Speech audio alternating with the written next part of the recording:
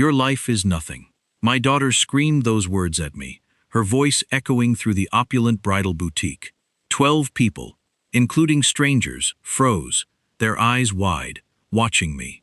I had just handed over another check, a substantial sum for her perfect day, and this was my reward. An $18 million real estate empire, built from the ground up, 70-hour work weeks after my wife died, a Stanford education, a dream house, designer everything, all for her to declare my life nothing. The silence that followed was deafening. I turned and walked out, not a single word escaping my lips. But 3 days later, she would discover what nothing truly looked like, when everything she thought was hers simply vanished. Because there was something my ungrateful daughter didn't know, something that was about to change her world forever. My name is Charles Bennett. I'm a real estate mogul, and I was about to teach my daughter the most expensive lesson of her life. She was about to learn that calling someone's life nothing can make your own life become exactly that. To understand how her dream wedding became her worst nightmare, we need to go back 28 years. I was a different man then. My wife, Linda, had just lost her 2-year battle with cancer. Our savings were gone, and my heart was shattered. Our daughter Olivia was only 3, clutching her stuffed rabbit in that sterile hospital waiting room, the machines beeping their final, mournful songs. I knelt beside Linda's bed and made a promise that would define the next 3 decades of my life. "She'll never want for anything," I whispered through tears that I thought would never stop. "I'll build her the perfect life. I swear it." Little did I know, I was creating a monster.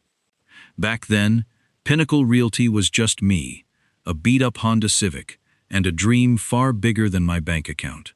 I had $3,200 in savings, a real estate license I'd earned studying at night while Linda was in chemo, and the desperate determination of a widower who'd promised his dying wife the impossible. Those first years nearly killed me. I worked 70-hour weeks, sleeping 4 hours a night when I was lucky. My hands grew calloused from carrying for sale signs up steep driveways. My back ached from lifting boxes of documents into that Honda's cramped trunk. My throat went hoarse from making cold calls until 9 p.m. every night. I thought love meant never saying no. Every sacrifice felt sacred when I saw Olivia's smile over breakfast cereal. Every missed dinner, every weekend at the office, every vacation I postponed. It was all for her future, the foundation I was building brick by financial brick. Private schools cost $28,000 a year. I paid it without blinking, even if it meant ramen noodles for my own dinners. Stanford tuition ran $320,000 over 4 years. I signed those checks like they were love letters to Linda's memory. Her first apartment deposit while she found herself in San Francisco, done. Credit cards for essential shopping. Car payments for vehicles she crashed twice. That European graduation trip where she barely called. I covered everything with the devotion of a man keeping a deathbed promise. Every yes made the next demand bigger. The irony wasn't lost on me. While I was building Olivia's perfect life, I was also building an empire.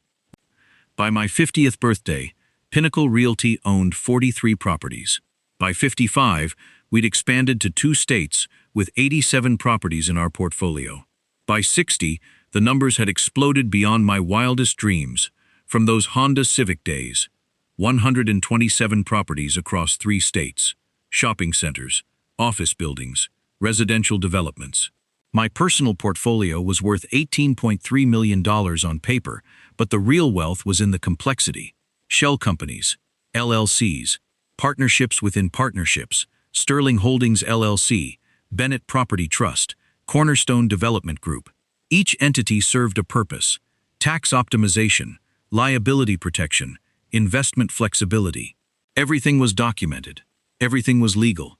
Everything was bulletproof. My lawyers sometimes struggled to track the full scope of what I'd built. 3 file cabinets in my home office contained the paper trail of a man who turned grief into gold. I'd built an empire on the promise I made to a dying woman, and that empire would ensure our daughter never experienced the poverty and fear that had haunted my own childhood. I had no idea what monster I was creating.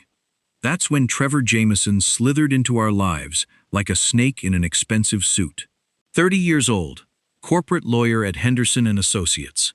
Perfect white teeth, perfectly styled hair, and perfectly empty pockets hidden behind perfectly crafted lies. He met Olivia at the Children's Hospital Charity Gala in downtown Portland, an event I'd sponsored to the tune of $50,000 because Linda had always believed in giving back. From the moment he shook my hand with that firm lawyer's grip, his questions weren't about my daughter's dreams or aspirations. They were surgical inquiries about my business. "So, Mr. Bennett, how many properties do you actually own?" He'd asked over champagne that cost more per bottle than most people's weekly groceries. "What's your expansion strategy for the next 5 years? Are you looking for investment partners? Do you ever consider development projects in emerging markets?" The paperwork I signed that day would change everything, but I was blind to the red flags flapping in the wind.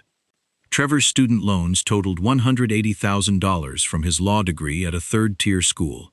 His credit score was 580, low enough that he couldn't qualify for a bicycle loan, let alone a mortgage on anything larger than a garden shed. His checking account rarely held more than 4 figures, and his investment portfolio was non-existent. But Olivia was glowing with that particular radiance that only comes from believing you found your soulmate. When she was happy, I was happy. It was that simple, and that dangerous. So when Trevor surprised her 6 months later with a proposal to buy a $2.8 million house in the prestigious Hillcrest neighborhood, I did what I'd always done when Olivia wanted something beyond reach. I made it happen, quietly, efficiently, through the labyrinthine financial structures I'd spent decades perfecting. Sterling Holdings LLC, one of my lesser-known shell companies, purchased the property outright. Trevor's name went on the deed as the buyer, but the real ownership flowed through a maze of legal documents that led directly back to my filing cabinets. The mortgage payments came from my accounts through automatic transfers, masked as rental income from other properties. The property taxes, homeowners insurance, maintenance costs, landscaping fees, all of it traced back to my checkbook. Trevor contributed exactly 0 to his dream home. Not 1 penny. Every vendor answered to me, not them. But the beautiful lie was so well constructed that even Olivia believed Trevor had bought their house through some mysterious combination of legal savvy and family money. She bragged to her friends about her fiancé's brilliant investment strategy and his family connections in real estate. The truth was simpler and more pathetic. Her boyfriend was living in a house he could never afford, purchased by the father-in-law he barely tolerated. The wedding planning followed the same pattern of hidden subsidies and manufactured miracles. Olivia demanded an $85,000 budget for the venue alone, the exclusive Heritage Manor, a place so prestigious it required a year-long waiting list, and an additional $20,000 sponsorship fee to even consider a booking. I paid it. The catering, the floral arrangements, the live band, the custom-designed invitations. Each invoice found its way to my desk, and each was paid without question. I even covered the $15,000 for her dream wedding dress, a Vera Wang original that she insisted was the only one. I was the silent partner, the invisible hand funding a fairy tale built on someone else's dime. Then came the dress fitting. The final fitting, just 3 weeks before the wedding. Olivia, Trevor, her bridesmaids, and even some distant relatives had gathered at the boutique. The air was thick with excitement, champagne flutes clinking, laughter filling the room. I arrived late, carrying the check for the final alterations. I found Olivia in front of a 3-way mirror, twirling in her pristine white gown, Trevor beaming beside her. I approached, a small smile on my face, ready to congratulate her. "Dad, finally," she said, her tone a mixture of impatience and entitlement. "Just put it on the counter. We're running behind." I placed the check on the marble counter, my movements careful, almost ritualistic. "Olivia," I began, "I just wanted to say how beautiful you look. I'm so happy for you." She turned, her eyes narrowing slightly. "Happy? Dad, you just don't get it, do you? This isn't about you. This is my day. My life. And honestly, your life is nothing. You just write checks. That's all you do. You have no idea what real happiness is, what real success is. You're just a checkbook." The words hung in the air, sharp and venomous. The laughter died. The clinking glasses stopped. 12 people, including strangers, stared, their expressions a mixture of shock and pity. My own daughter, in front of her fiancé and friends, had just called my life worthless. I placed the check for the dress alterations on the marble counter, with movements so careful they felt like a religious ceremony. My voice, when I finally found it, was steady in a way that surprised even me. "I see. Well, that changes everything." I walked out without looking back, leaving behind 12 witnesses to the moment my daughter destroyed our relationship for designer shoes. The boutique door closed behind me with a cheerful chime that sounded mockingly optimistic given what had just transpired. I walked out without saying a word, but my silence was about to speak louder than her screams ever could. I sat in the parking lot for 27 minutes, hands shaking like I had Parkinson's, watching other families enter and exit the boutique for their own celebrations. My phone buzzed with incoming calls, Olivia's number, then Trevor's, then numbers I didn't recognize but assumed belonged to witnesses to my public humiliation. I ignored them all. Each buzz felt like a wasp sting, and I had no desire to hear whatever justifications or apologies they might offer. Some words can't be taken back, and some bridges burn so completely that the ashes blow away in the wind. The drive home was a blur of red lights and static radio, my mind oscillating between rage and heartbreak so quickly I felt dizzy. But somewhere during that 20-minute journey through suburban Portland traffic, something crystallized in my chest. Not anger. That was too hot and temporary. Something colder, more permanent. Resolution. In my home office, surrounded by 30 years of documents and memories, I sat across from Linda's framed photograph on my desk. She was laughing in that picture, taken during our honeymoon in Napa Valley when we were young and broke and stupid with love. Before cancer, before death, before I made a promise that would consume the next 3 decades of my life. "She'll never want for anything," I'd whispered in that hospital room, and I'd kept that promise with religious devotion. Too well, as it turned out.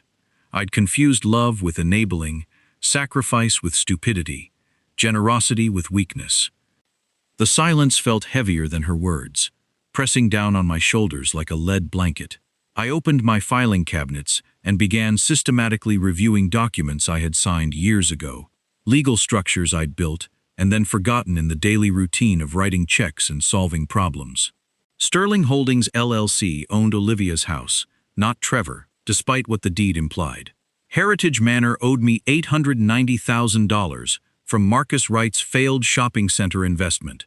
The venue was mine to control, not theirs to assume. The trust fund required my signature for any withdrawal over $15,000.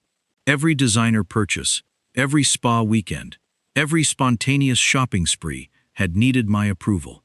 Every vendor, every service, every foundation of their perfect life traced back to one source, the nothing they had just publicly humiliated. That's when I remembered the power I'd forgotten I had. The realization didn't hit like lightning. It built like dawn, slowly and inevitably brightening until I could see the landscape with perfect clarity. I hadn't just been funding their lifestyle, I'd been architecting it.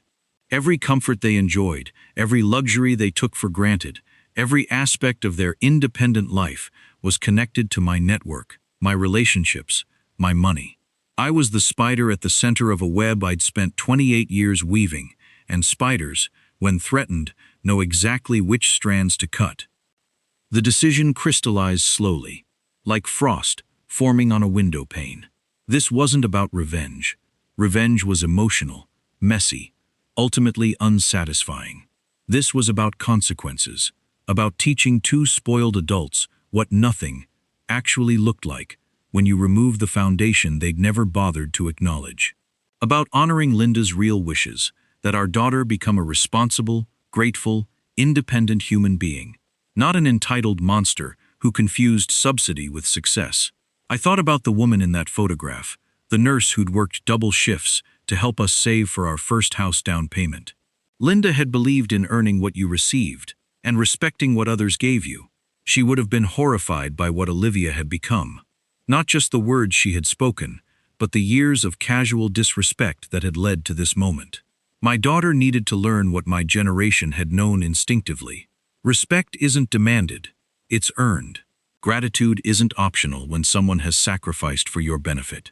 And consequences, real, meaningful consequences, are sometimes the greatest gift you can give someone who has never experienced them. I picked up my phone and made the first call.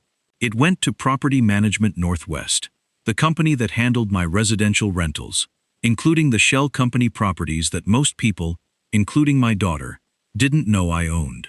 Janet, it's Charles Bennett. I need to initiate reclamation procedures for the Sterling Holdings property on Maple Street. My voice sounded calmer than I felt, professional in the way that only comes from decades of business phone calls that changed people's lives. The 2847 Maple Street property? Janet's voice carried the careful tone of someone who'd handled enough property disputes to recognize when situations were about to get complicated. That's currently occupied by the Jameson family. Correct. Is this an eviction situation or a voluntary termination? Eviction. 30-day notice effective immediately. I want all paperwork filed by close of business Monday. The legal minimum was 30 days. I wasn't trying to be cruel, just efficient. The next call was to Heritage Manor. This is Charles Bennett. I'm calling to inform you that the sponsorship agreement for the Jameson Bennett wedding on October 14th is hereby terminated, effective immediately. All deposits are forfeited. The event coordinator, a woman named Bethany, stammered, "Mr. Bennett, this is highly unusual. The wedding is in 3 weeks. We have a signed contract. You have a signed sponsorship agreement with Bennett Property Trust, which I control. The terms clearly state that the sponsor reserves the right to terminate with 21 days' notice, forfeiting all deposits. Consider this your notice." I hung up before she could protest further. Then came the calls to the caterer, the florist, the band, the custom invitation designer. Each conversation was brief, precise, and final. The wedding was off. Not postponed, not rescheduled. Off. Every vendor, every service, every foundation of their perfect day traced back to the nothing they had just publicly humiliated. The wedding dress? I called the boutique. "This is Charles Bennett. I'm canceling the final payment for Olivia Bennett's wedding dress. The dress is to be returned to inventory." The manager, still reeling from the scene days earlier, didn't argue. I then contacted my bank and froze Olivia's trust fund, the one that required my signature for any withdrawal over $15,000. Her credit cards, which were technically corporate cards tied to one of my LLCs, were deactivated. Her car payments, which I had been making, ceased. The automatic transfers disguised as rental income to cover Trevor's mortgage stopped. I even called the landscaping company and the maid service for their house. Cancel all services for the Jameson residents, effective immediately. In less than 24 hours, the intricate web of financial support I had woven around Olivia and Trevor's lives was systematically dismantled. 3 days later, the phone calls started again. But this time they weren't just buzzing. They were desperate. Olivia, Trevor, even his parents, who had previously been so aloof, were calling, demanding explanations. I ignored them all. I wanted them to feel the silence, the void that was rapidly becoming their reality. The first real consequence arrived a week later. Olivia and Trevor received their eviction notice from Sterling Holdings LLC. They were stunned. Trevor, the brilliant lawyer, couldn't believe it. He checked the deed, which clearly listed him as the owner. But the eviction notice wasn't from a bank or a mortgage company, it was from a holding company he'd never heard of. A company that, according to the fine print of the original purchase agreement, held the true beneficial ownership. His legal savvy was useless against a structure I'd spent decades perfecting. The wedding, of course, was a disaster. The venue called Olivia, informing her that their booking was canceled due to a breach of sponsorship agreement. The caterer, the florist, the band, all confirmed that their services had been terminated. Olivia's friends, who had been so excited for the lavish affair, began to distance themselves. Trevor, humiliated and exposed, started to show his true colors.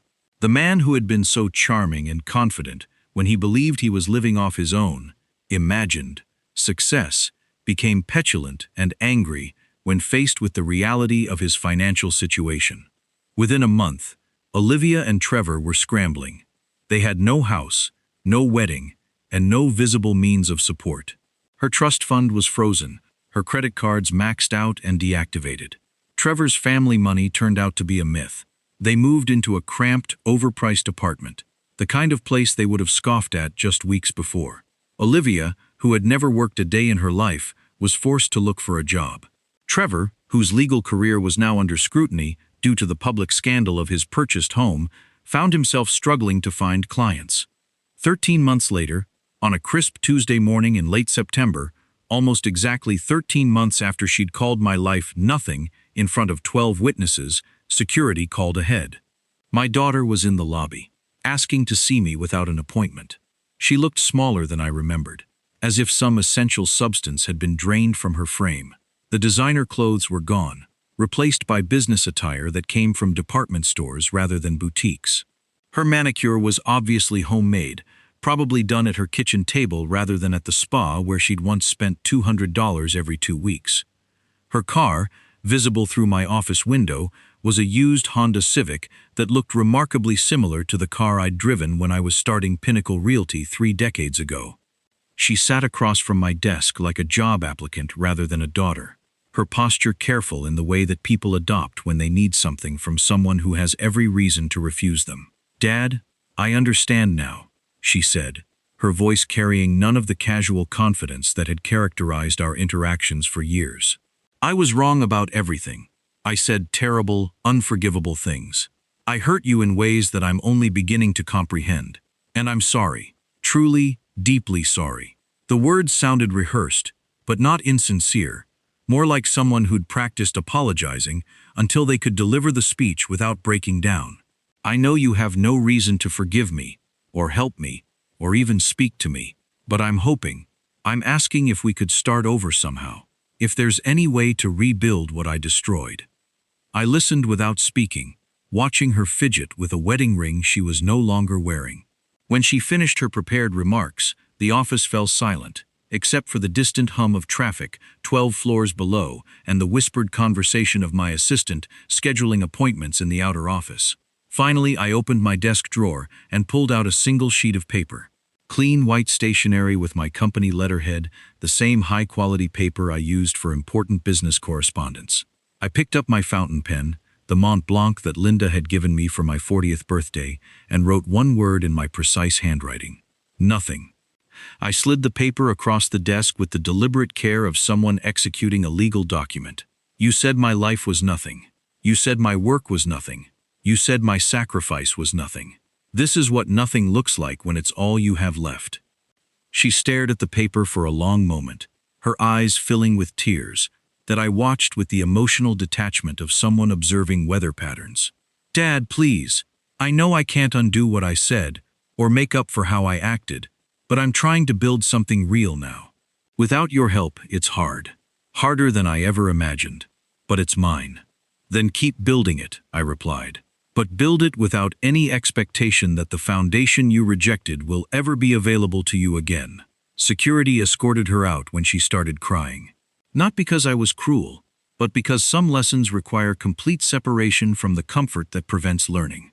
Sometimes love means letting people experience the full consequences of their choices without rescue or relief. That letter went into my filing cabinet, right next to Linda's photograph. Sometimes the most powerful response to disrespect is the complete withdrawal of what was taken for granted. Sometimes the greatest gift you can give someone is the chance to discover their own strength or their own weakness. 6 months later, a different letter arrived at my office. Olivia's handwriting, shakier than I remembered, but more honest than it had been in years. "I understand now what you built. I understand what I lost when I threw it away. I understand what nothing really means when you've experienced having everything and losing it through your own stupidity and ingratitude. I'm trying to build something real now, Dad, something I can be proud of, because I earned it myself. It's slow and difficult, and nothing like the life I thought I deserved, but it's mine. Maybe someday I'll be someone worthy of the father I rejected." I filed that letter too, right next to the first one. The final word of my response to her second letter was the same as my first: nothing. Sometimes the most powerful word in the English language is the one that matches exactly what they called you: nothing. Just like she said,